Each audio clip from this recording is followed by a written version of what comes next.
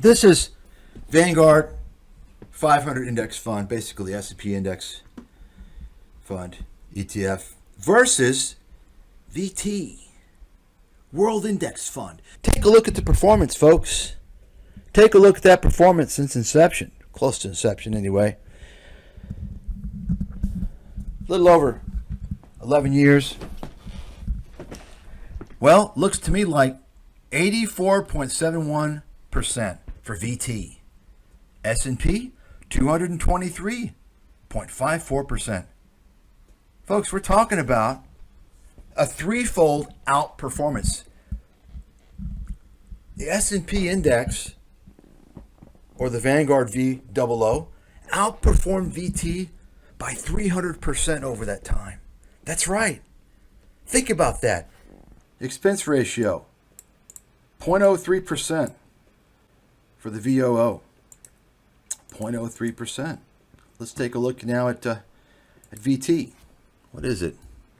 0.08%? Holy cow. That's like 270% higher? Wow! Let me just mention one thing. I've talked about this before.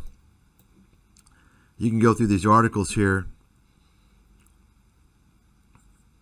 Why Jack Bogle is wrong on foreign investing. Jack Bogle. Okay, yeah, this is the one, actually. I hate to use a street.com article. Street.com is a Jim Cramer boiler room garbage. But anyone who criticizes some high-level person, if they're not high-level and accomplished, they have no right to criticize them. They're just an idiot, right?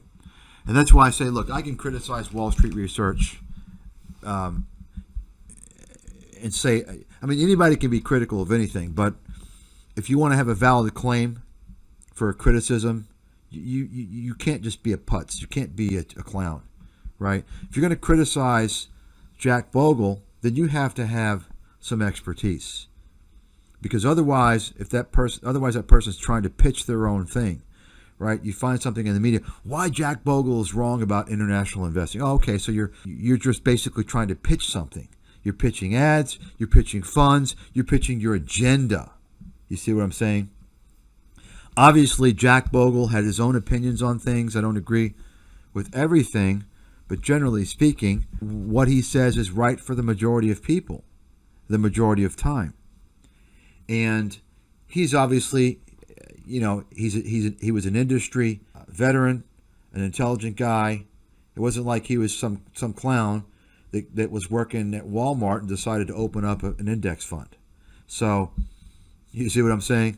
If you're going to, ask yourself if somebody's being critical of somebody, just like me being critical of Charlie Munger and Warren Buffett. Well, you know what? I can do that. I'm in that position to be critical. You see?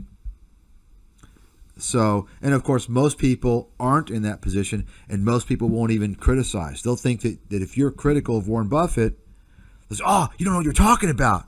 You see, because they're that stupid. So even if you're not, if you don't possess expertise in the investment world, but let's say you listen to my arguments, you read my arguments, and you tell someone about Munger, Buffett, or whomever, they're going to say, well, you know what you're talking about. Okay, well, you can cite me. Say, well, this is what he says. You know about this guy? You see? But anyway. So, let's take a look here. Jack Bogle. Trump is wrong, ETFs are bogus, and foreign investing is useless. So, I've talked about this before. What he basically means by ETFs being bogus is that he doesn't like the liquidity. He doesn't like the trading back and forth. And you know what ETFs stand for, right? Exchange Traded Funds. They're on the exchanges. Mutual funds, do you all know that mutual funds don't trade on the exchange? Pull up a ticker. You're not going to see a quote. They're not there. When you buy and sell a mutual, now, you can buy and sell them in your brokerage account, right, if they're offered. But the orders aren't executed until after the end of the day. Now, when I was working in the industry. I didn't sell too many mutual funds at all. But what you do is, you drop a ticket order. These days, you can probably, it's on the computer, but what you would do before is you drop a ticket. You write out a ticket for a mutual fund, and you hand it to the back office. You see? The back office that handles all the administrative stuff, the trade settlement, all that stuff, the bookkeeping. And in the old days, they also handled, depending upon the firm, they handled the skimming operations. You guys know what that is? The skimming. That's when they would actually defraud customers. They'd report the wrong execution price. Anyway, you could look into that. That was mostly in the mid to early 90s and before that, for the most part. So let's go ahead now and take a look. What do we have here? See if he's got anything here. So he just talked about ETFs because of the liquidity. You don't want people to trade them. You see, you want them to hold them if you're a boglehead. So let me cut to the chase here. So this is Vanguard 500 Index Fund, basically the S&P Index Fund ETF, versus VT World Index Fund. Take a look at the performance, folks. Take a look at that performance since inception, close to inception anyway. A little over 11 years. Well, looks to me like 84.71% for VT. S&P, 223.54%. Folks, we're talking about a threefold outperformance.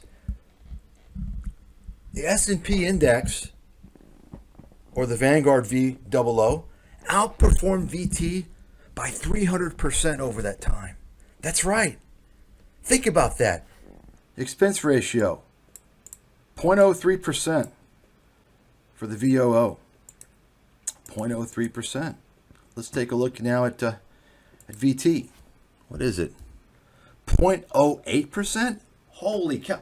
That's like 270% higher? Wow! Once again, if you want to be diversified, you don't want to be over-diversified. You got VT, you got 5,000 stocks. That's too much. You want international exposure? Buy the S&P index. You got international exposure, and you got international exposure with top companies, top brands. Let me give you an example.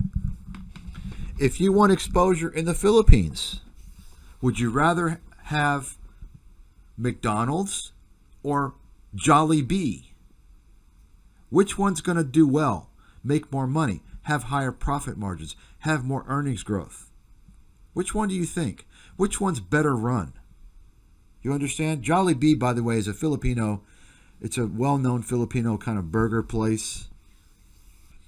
You understand what I'm saying? Why would you invest in the local companies? You're not going. It's not good. And also, those companies aren't as well hedged for many macroeconomic factors. In addition to that, people talk about economic growth in the emerging markets.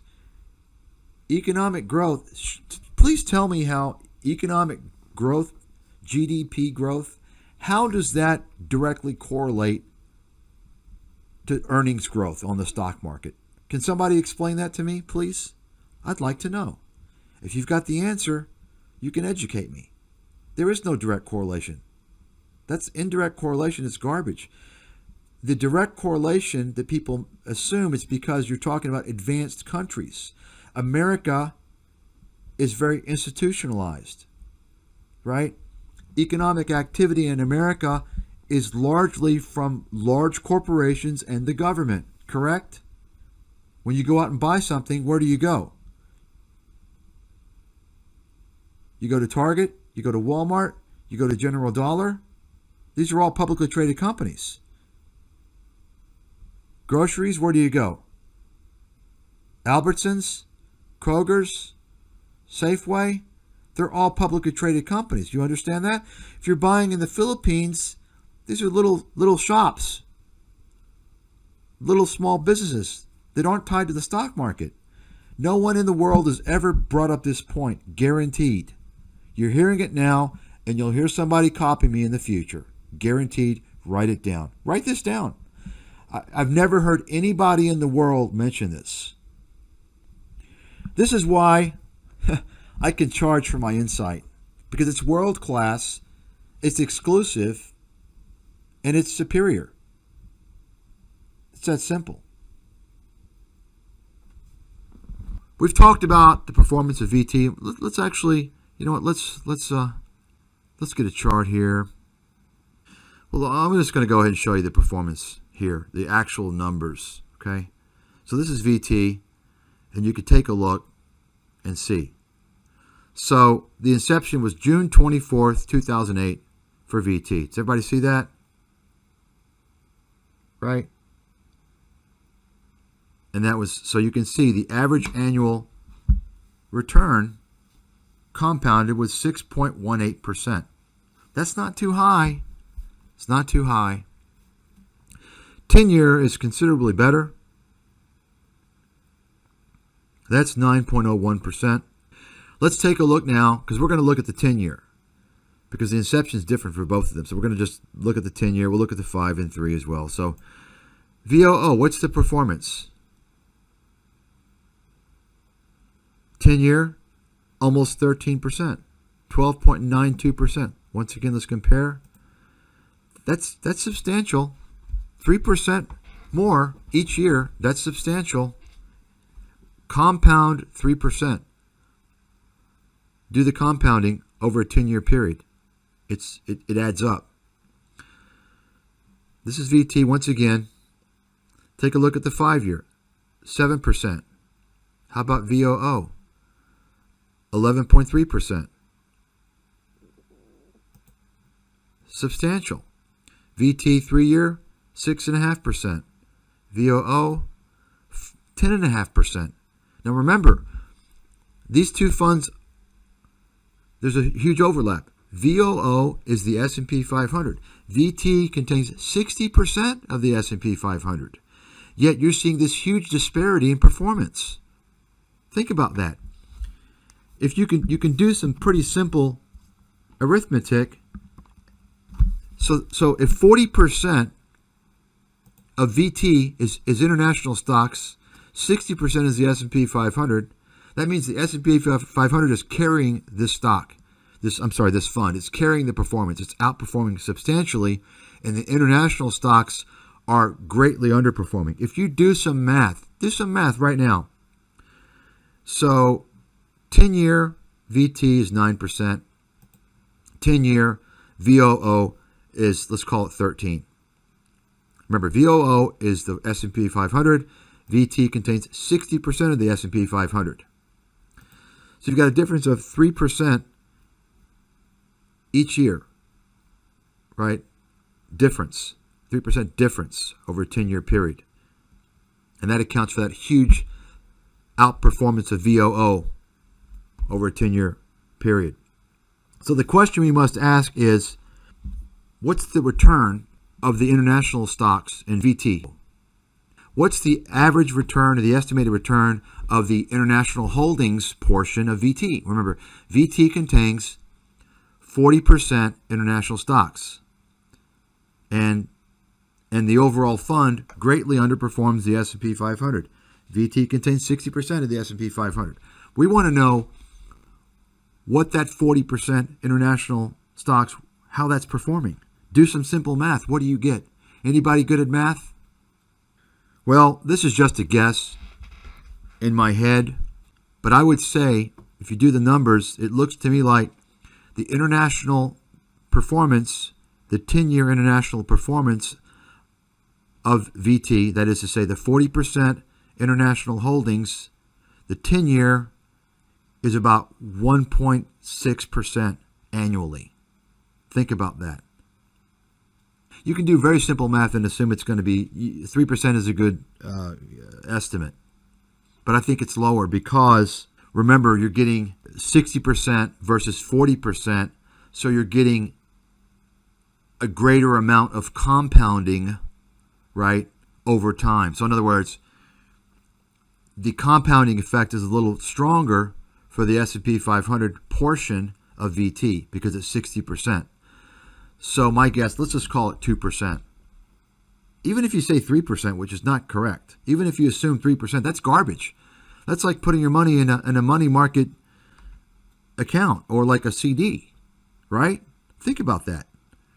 Without the S&P 500 and VT, this thing, I mean, imagine if this were 100% international. It would collapse. This is Vanguard 500 Index Fund, basically S&P Index Fund, ETF, versus VT, World Index Fund. Take a look at the performance, folks. Take a look at that performance since inception, close to inception anyway. A little over 11 years. Well, looks to me like 84.71% for VT. S&P, 223.54%. Folks, we're talking about a threefold outperformance. The S&P index, or the Vanguard VOO, outperformed VT by 300% over that time. That's right. Think about that. Expense ratio, 0.03% for the VOO. 0.03%. Let's take a look now at VT. What is it? 0.08%? Holy cow. That's like 270% higher? Wow! This is not rocket science, folks. This is I mean, think about it. Whenever you look at a fund, I mean, you're going to look at the performance, you're going to look at expense ratios, you're going to look at a lot of things. And at some point, you're probably going to compare, right? If someone's telling you that this index fund is better than the S&P 500, I have to believe that you're going to take a look at the performance. Now, of course, performance is not everything, but I've already explained why VT has sucked and is probably going to continue to suck for quite some time. That's my expertise and insight, which not many people know about, because I understand the macroeconomic landscape of international stocks. And I've explained it all in brief in a previous video. It all makes sense, right? But then you have people out there who want to say I'm chasing performance. No. I'm putting the inception period. I'm going as far back. In fact, now I'm showing you every single period. Let's take a look. VOO, 10-year period, 13%. Call it 13. VT, 10-year period, 9%. VOO, 5-year period, 11.3. VT, 5-year period, 7.1. Just go down the list. 3-year VOO, 5.6. VT, 3-year, 6.5. I'm sorry, 10.6. Yeah, I said 10.6. I mean, just look at the chart. Just look at this. I own some international funds, but I actively manage them. There are times to be an international, and there's times not to be an international. The problem is that the bogleheads are passive. They buy and hold. They're not in the game of knowing when to be in the Brazilian stock market and when to be out of it. You understand? So, because if it goes up and down, you don't get the compounding effect. You all understand that? I showed that before with FXI. It goes up and down, it doesn't appreciate. You're not getting compounding. You guys understand that? What I'm explaining now is it's a critical understanding. I could charge this in a course for a lot of money. It's that valuable. You're getting courses on stupid fucking dog shit by idiots. They're charging a fortune. I mean, take a look at this stuff. Take a look. It's plain as day. Okay. Now, do you want in VT? Do you want Russian stocks? Do you think VT doesn't have Russian investments? Anybody out there think that? I'll guarantee you it does. I guarantee. Anybody want to bet me?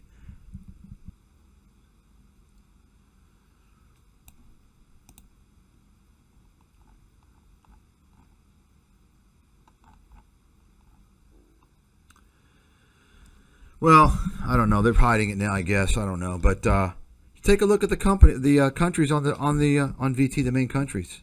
Italy collapsing, Spain not doing well at all, and was in a sovereign debt crisis along with Portugal a few years ago. Right? Europe is in obviously trouble. Europe has not done well, and it's not, the future of Europe is not looking good for many reasons, obviously. Not just about the current situation, but the whole Euro debacle and all that stuff. Taiwan, very risky. Hong Kong, a disaster, basically. And then you've got the BRICS, Brazil, Russia, India, China, and South Africa. India is the only star there. Brazil is up and down.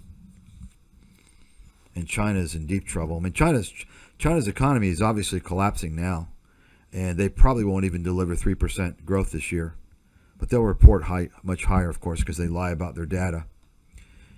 China's still in lockdown right now,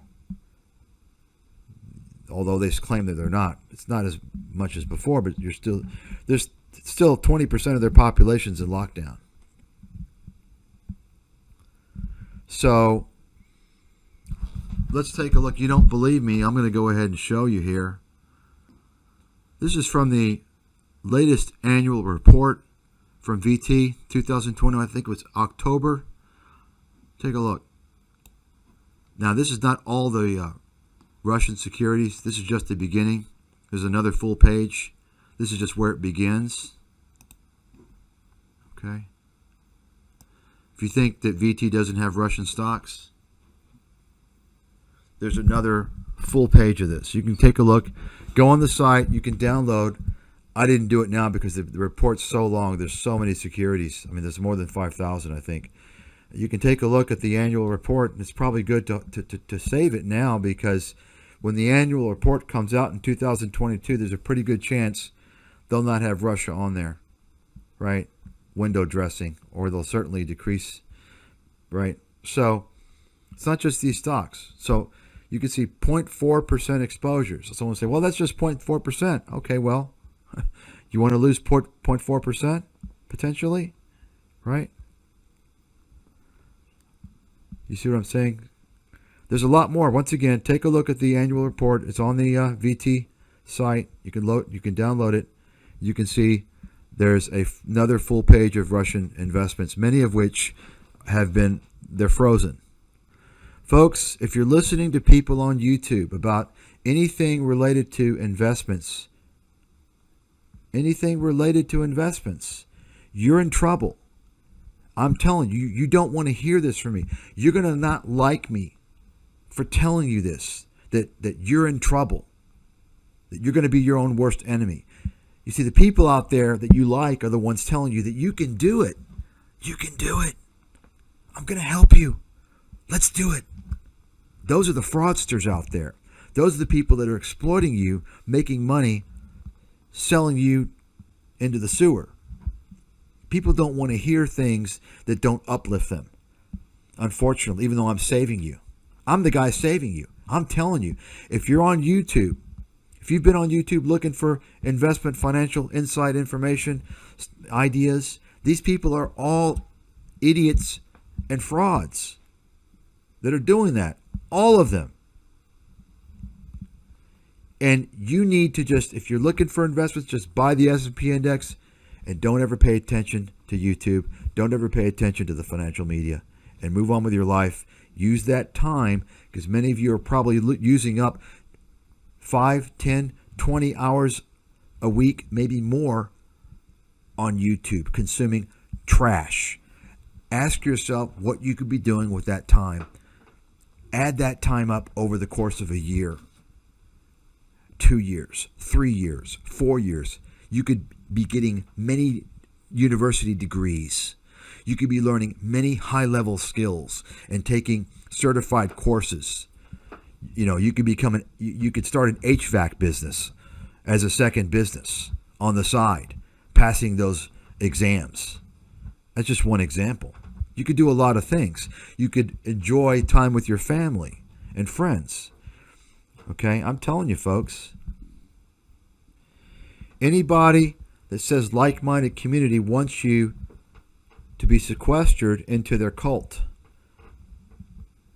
They want you to go to their Discord or their forum and stay there, and so you can be brainwashed and isolated from any possibility of any question, of any criticism of your cult leader. You see, that's a fact. All these guys want to open their Discord, and if you are a problem, if you're raising questions that are causing doubt, you get booted. You get booted, and nobody knows you got booted. Same thing with Facebook groups, private groups. Okay? Here's what you need to do, folks.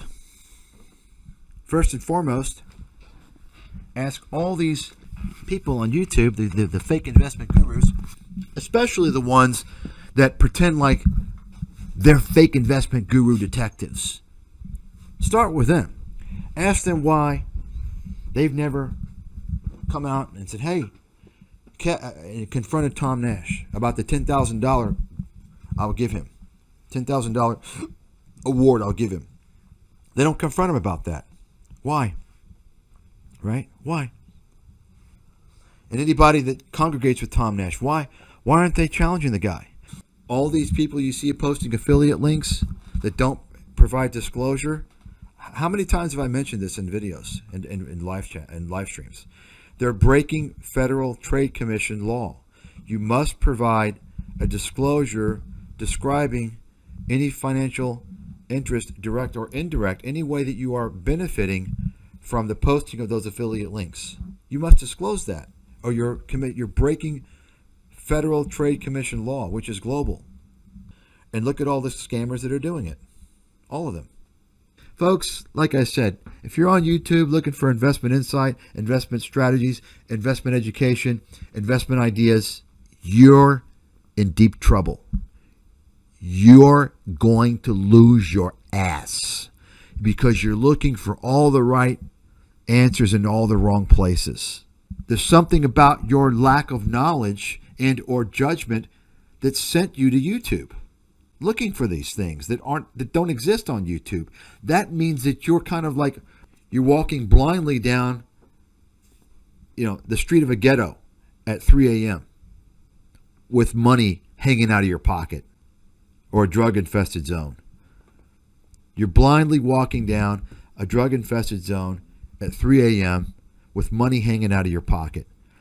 If you're on YouTube looking for investment ideas, investment education, investment insight, investment analysis, that's what you're doing. You're like a person walking at 3 a.m. with money hanging out of your pocket, walking down South Central LA. What does that mean? That means you're clueless and you got bad judgment. And that means you better get the hell out of that whole neighborhood and never go back for your own good. You understand? That's what that means.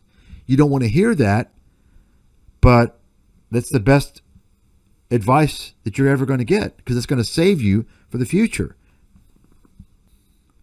That's what I'm talking about. I mean, you're listening to Kathy Wood, and listen, I mean, why would you listen to a con artist? You don't even know if she's a con? If you're greedy, you're susceptible to con artists. If you're not greedy, you're less susceptible to being conned.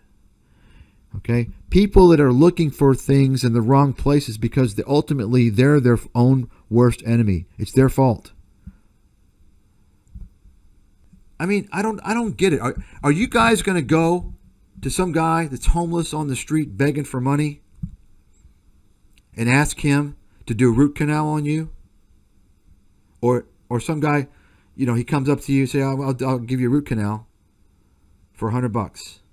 What's the first thing you're going to ask? You're going to say, well, are you a dentist? How are you qualified to give me a root canal? Now, if you go to a dentist's office, you're going to assume he's a dentist. You're not going to say, well, let me see your degree. He's got an office there. You're going to assume that, right? This is the problem on YouTube. You all assume these guys. I don't know why you would assume that they're credible.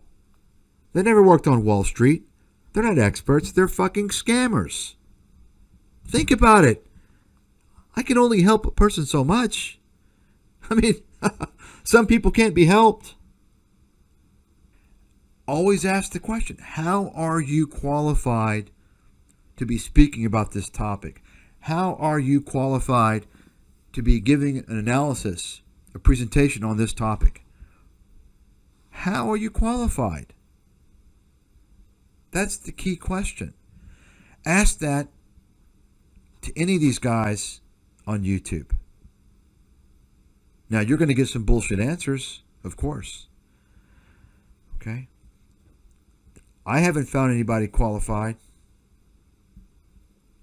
Now, you have people that claim fake, bogus credentials. This is Vanguard 500 Index Fund, basically S&P Index Fund, ETF, versus VT, World Index Fund. Take a look at the performance, folks. Take a look at that performance since inception, close to inception anyway. A little over 11 years. Well, looks to me like 84.71% for VT. S&P, 223.54%. Folks, we're talking about a threefold outperformance. The S&P index, or the Vanguard VOO, outperformed VT by 300% over that time. That's right. Think about that. Expense ratio, 0.03% for the VOO. 0.03%. Let's take a look now at VT. What is it? 0.08%? Holy cow. That's like 270% higher? Wow!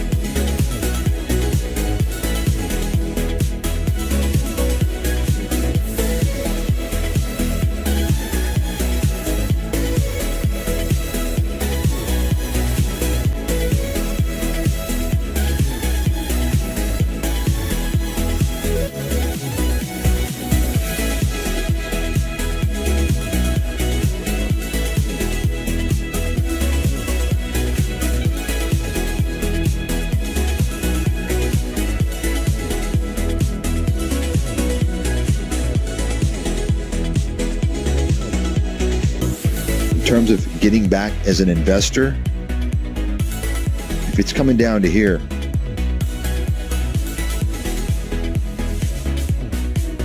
almost irrespective of what's going on, I have to believe, if I have to make a call in advance, and of course I can change depending on what happens, but I have to believe this is where you want to start doing that 18, 17, around there.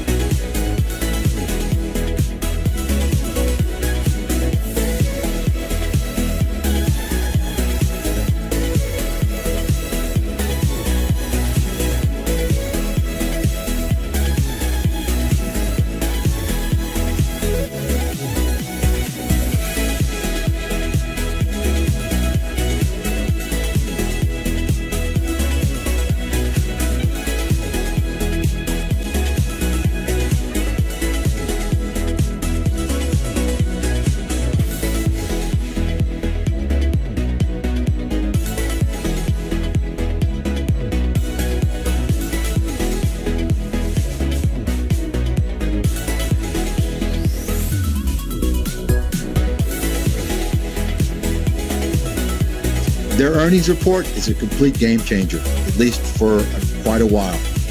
Bottom line, NVIDIA now is going to enter the realm of Tesla, Apple, and all these other big,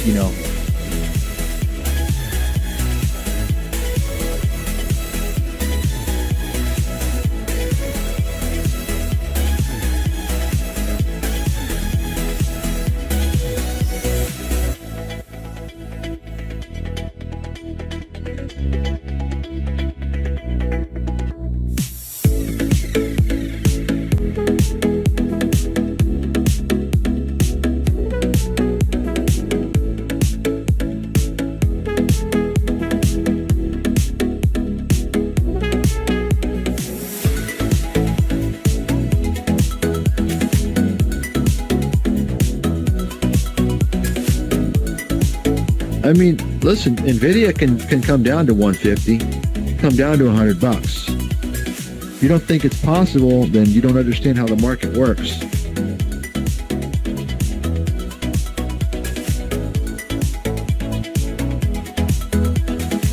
I mean, listen, NVIDIA can come down to 150, come down to $100. If you don't think it's possible, then you don't understand how the market works.